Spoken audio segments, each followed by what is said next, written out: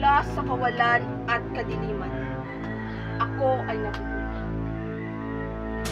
Ako ang unang dilim na bago sumilang ang liwanag. Ako, si Ariman Merky, ang masamang espiritu at Panginoon ng kadiliman.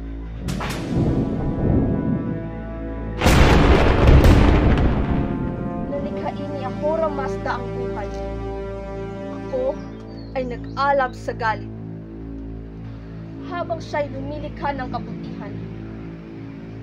Ako ang itinatapon sa kadiliman. Bakit ko sila sasambahin? Tandaan niyo, ang liwanag ay walang saysay kung walang dilim. At ako ang dilim.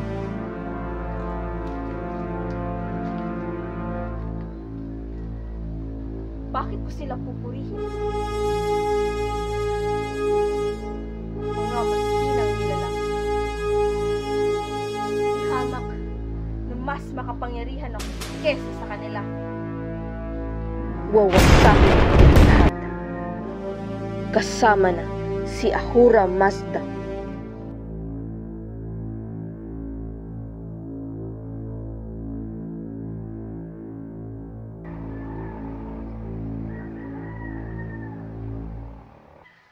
Ako ang kadiliman at kailanman hindi ako mamamamatay.